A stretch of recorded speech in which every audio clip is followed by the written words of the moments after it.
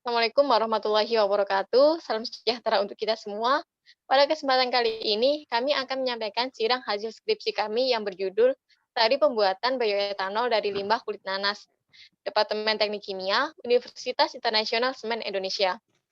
Dengan saya, Iis Alfiasana, NIM 23, dan rekan saya, Kurniawati Firdaus, NIM 25, dengan dosen pembimbing, yaitu yang pertama ada Ibu Yuni Kurniati, STMT, dan juga Ibu Malah Yati Nasution, serta dosen penguji yaitu ada Bapak Fandi Aga Prasetya SSI, MSI, dan Bapak Abdul Halim ST, MT, PhD. Adapun abstrak dari penelitian kami yaitu sebagai berikut. Outline yang akan kami bawakan meliputi 4 hal. Yang pertama yaitu pendahuluan, yang kedua yaitu tinjauan pustaka, yang ketiga ada metode penelitian, dan yang terakhir ada hasil serta kesimpulan.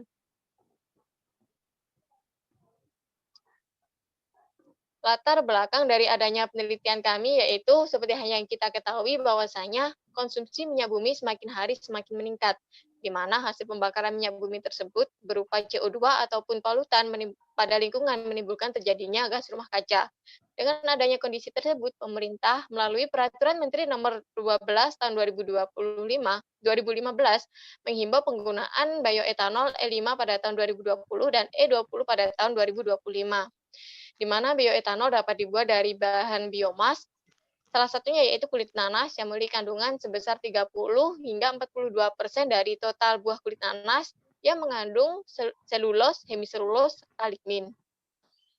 Adapun tujuan dari penelitian yang kami lakukan yaitu yang pertama untuk mengetahui mekanisme pembuatan bioetanol dari kulit nanas, yang kedua yaitu mengetahui komponen variabel yang berperan dalam pembuatan bioetanol dari kulit nanas, dan yang ketiga yaitu mengetahui waktu optimum dan konsentrasi optimum ragi pada proses fermentasi.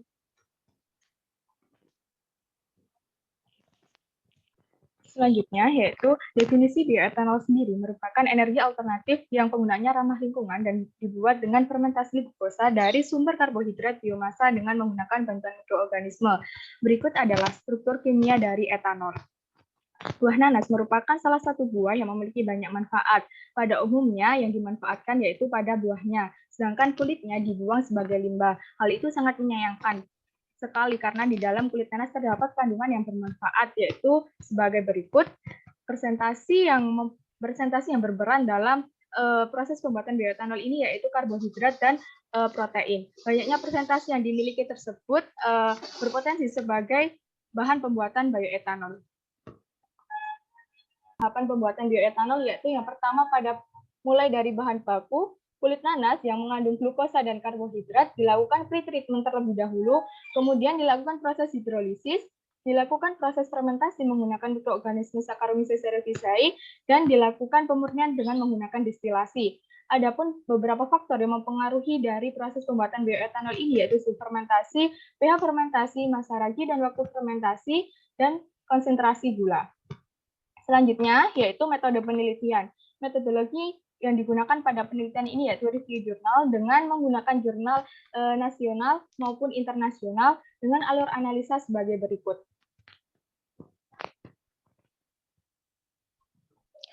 Hasil yang didapatkan dari analisa yang kami lakukan melalui review jurnal yaitu yang pertama mengenai jumlah selulos, hemiselulos, dan juga lignin yang pada kulit nanas yang dilakukan dari beberapa peneliti, di mana didapatkan bahwasanya kandungan selulos dan juga hemiselulos cenderung lebih tinggi dan kandungan lignin relatif rendah, di mana hal tersebut sesuai dengan penelitian yang dilakukan oleh Niswa Wong yang menganalisa mengenai kandungan gula reduksi pada masing-masing selulos, hemiselulos, dan juga lignin didapatkan gula reduksi tertinggi yaitu pada selulos diikuti oleh hemiselulos yang kemudian lignin. Adapun struktur alokasi selulos dan juga hemiselulos dan lignin seperti hanya pada gambar berikut.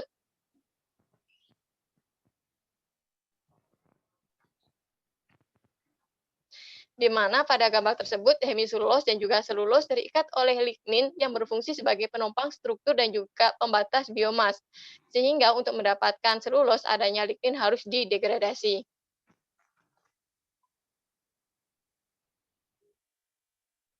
Adapun pengaruh jenis hidrolisis dan juga konsentrasi yang dilakukan dari berbagai peneliti dengan Hidrolisisnya yaitu enzim, alkali, dan juga asam terhadap gula reduksi dari berbagai konsentrasi didapatkan bahwasanya hidrolisis dengan menggunakan enzim dengan konsentrasi 1 hingga 2% menghasilkan gula reduksi yang tertinggi. Kemudian diikuti oleh asam yang kemudian paling rendah yaitu hidrolisis dengan menggunakan alkali. Di mana penelitian tersebut adanya kondisi tersebut didukung oleh penelitian yang dilakukan oleh Jahid dan kawan-kawan yang mengindikasikan bahwasanya nilai gula reduksi dengan enzim selulos pada konsentrasi 1 hingga 2% menghasilkan gula reduksi yang tinggi. Adapun hidrolisis dengan menggunakan alkali atau basa menghasilkan nilai gula reduksi yang cenderung rendah, di mana hal tersebut bahkan dapat menurunkan nilai gula reduksi, di mana hal tersebut dikarenakan hidrolisis dengan basa bekerja pada bagian delignifikasi. Adapun hidrolisis dengan menggunakan asam akan memberikan nilai gula reduksi yang tinggi, kemudian mengalami penurunan, di mana asam dapat meningkatkan kandungan selulose dan juga menurunkan kandungan hemiselulose serta lignin menurut penelitian Dahunbi 2019. Dan juga asam dapat menghasilkan gula furfural dan juga hidroksil metil furfural. Adapun mekanisme hidrolisis meliputi 4 tahapan. Yang pertama yaitu peningkatan pas permukaan, di mana hidrolisis dengan menggunakan enzim bekerja menghasilkan takik yang menimbulkan keretakan secara terus-menerus. Terjadinya keretakan tersebut akan mengakibatkan substrat membuka ikatan rantai, sehingga selulosa kristal akan terdekonstruksi dan juga luas permukaan akan meningkat. Yang kedua yaitu delignifikasi, di mana pada proses delignifikasi tersebut, enzim akan melarutkan lignin dan sebagian hemiselulose, serta meningkatkan glukosa yang reaktif, di mana kesesuaian bahan untuk menghidrolisis akan meningkatkan proses lignifikasi. Yang ketiga yaitu penurunan kristalinitas, dan yang terakhir yaitu penurunan derajat polimerisasi, di mana pada penurunan kristalinitas dan juga penurunan derajat polimerisasi ini dipengaruhi oleh enzim endoglukonase, eksoglukonase, dan juga beta-glukosidase yang terdapat pada enzim selulose, di mana endoglukonase berperan menyerang daerah kristalinitas rendah dari serat selulose dan membuang ujung rantai bebas. Unit selobiosa dari ujung rantai bebas tersebut kemudian dihilangkan oleh enzim eksoglukonase dengan menurunkan rantai gulanya. Selosbiosa tersebut kemudian dibelah oleh beta-glukosidase serta menyelesaikan rantai dipolimerisasi selulosa menjadi glukosa. Selanjutnya yaitu mekanisme pada proses fermentasi. Fermentasi bioetanol sendiri merupakan proses pemecahan gula menjadi etanol dengan bantuan mikroorganisme. Adapun mekanismenya yaitu terdiri dari 2 tahap, yaitu tahap glikolisis dan tahap fermentasi etanol.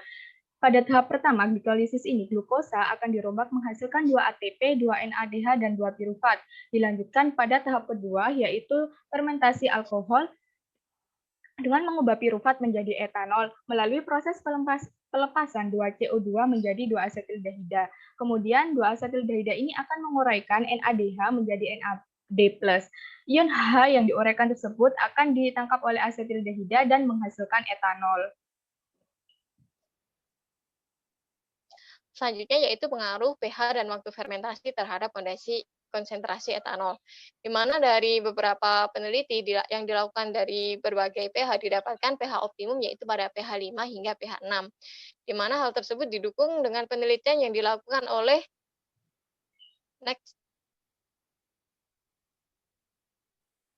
Almeinarat dan juga kawan-kawan dengan berbagai pH didapatkan pH optimum terjadi pada pH 5,5, dan juga penelitian yang dilakukan oleh Kasbar dengan pH 5,6 menghasilkan konsentrasi etanol tinggi. Dan juga penelitian yang dilakukan oleh Babu dan kawan-kawan serta Kumar dengan variasi pH 4 hingga 8 didapatkan pH tertinggi yaitu pada pH 6. Berikut merupakan grafik mengenai pengaruh pH terhadap konsentrasi etanol, di mana pada pH 6 menunjukkan konsentrasi etanol yang tinggi. Adapun pada pH 4 dan juga pH 8 menunjukkan konsentrasi etanol yang relatif rendah, di mana pada pH rendah tersebut dapat memperlambat proses fermentasi, sedangkan pada pH tinggi akan meningkatkan aktivitas fermentasi yang kemudian akan membentuk produk samping.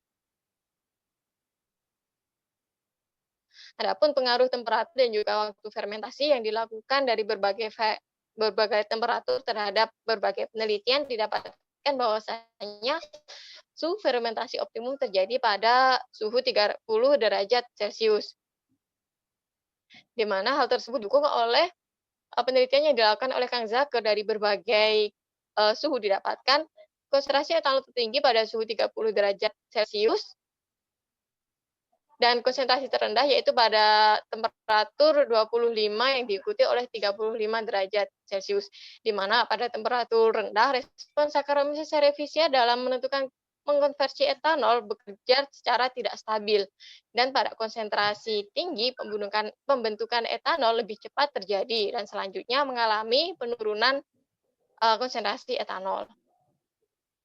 Selanjutnya yaitu pengaruh massa ragi dan waktu fermentasi terhadap konsentrasi etanol.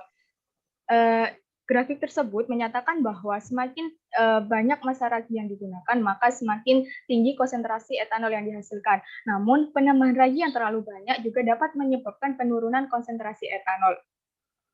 Pada penelitian Vitria, diperoleh massa optimum ragi yaitu 1,5% dengan waktu optimum 96 jam, didukung dengan penelitian Arimba dengan massa optimum ragi yaitu 1,5% dengan waktu 96 jam. Kemudian pada penelitian Octaria diperoleh massa optimum ragi yaitu 2% dengan waktu 48 jam dan juga didukung oleh penelitian Hilma dengan massa optimum ragi yaitu 2% dengan waktu 48 jam. Peningkatan konsentrasi etanol yang dihasilkan disebabkan aktivitas Saccharomyces cerevisiae dalam merombak glukosa juga semakin banyak. Kemudian penurunannya juga disebabkan akibat nutrien yang terdapat dalam larutan tidak mencukupi ragi pada konsentrasi yang lebih besar, sehingga banyak ragi yang mati dan etanol yang dihasilkan menurun. Lalu pengaruh waktu fermentasi terhadap konsentrasi etanol yang dihasilkan yaitu semakin lama waktunya, maka konsentrasi etanol yang dihasilkan semakin tinggi. Namun lama fermentasi ini juga mempunyai waktu optimum, sehingga setelah melewati waktu optimum, konsentrasi yang dihasilkan akan mengalami penurunan karena mikroba menuju pada fase kematian. Adapun fase pertumbuhan mikroba yaitu terdiri dari 4 fase. Yang pertama yaitu fase lag. Di sini ditunjukkan pada grafik nomor 1.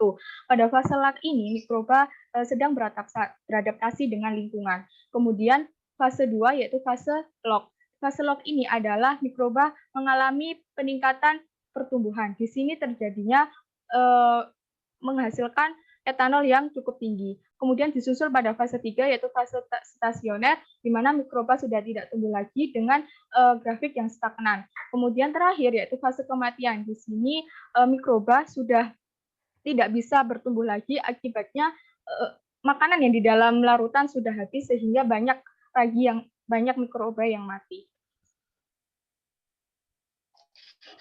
Adapun pengaruh gula reduksi yang didapatkan dari proses hidrolisis terhadap konsentrasi bioetanol dapat dilihat dari gambar tersebut bahwasanya seiring dengan berjalannya waktu gula reduksi akan semakin menurun. Dan juga pada gambar yang kedua didapatkan bahwasanya konsentrasi etanol akan meningkat seiring dengan meningkatnya waktu. Dan dapat dilihat dari penelitian yang dilakukan oleh Kanner dan juga Seri, dari gula reduksi yang cenderung lebih tinggi tidak dapat menghasilkan tinggi etanol yang signifikan dari penelitian yang dilakukan oleh IT5. Di mana dari kondisi tersebut dapat disimpulkan bahwasanya jumlah gula reduksi yang tinggi tidak mempengaruhi konsentrasi etanol dikarenakan pada keadaan gula yang terlalu pekat dapat mengganggu metabolisme. Kesimpulan dari penelitian kami yaitu yang pertama, pada pembuatan bioetanol dari kulit nanas, pada tahapan hidrolisis meliputi tahapan peningkatan luas permukaan, delignifikasi, dan penurunan kristalinitas serta penurunan derajat polimerisasi. Pada fermentasi melalui tahapan glikolisis dan juga fermentasi alkohol. Yang kedua yaitu dalam pembuatan bioetanol yang mempengaruhi yaitu yang pertama ada hidrolisis yang terbaik didapatkan dengan menggunakan enzim selulosa pada konsentrasi 1 hingga 2%, pH optimum yaitu pada pH rentan 5 hingga 6 dengan suhu optimum 30 derajat Celcius, massa optimum Saccharomyces cerevisiae sebesar 1,5 hingga 2%. Adapun waktu optimum fermentasi yaitu 48 hingga 96 jam, di mana tingginya jumlah gula reduksi tidak mempengaruhi konsentrasi etanol secara signifikan. Demikian presentasi dari kami, kurang lebihnya mohon maaf. Akhir kata, wassalamualaikum warahmatullahi wabarakatuh.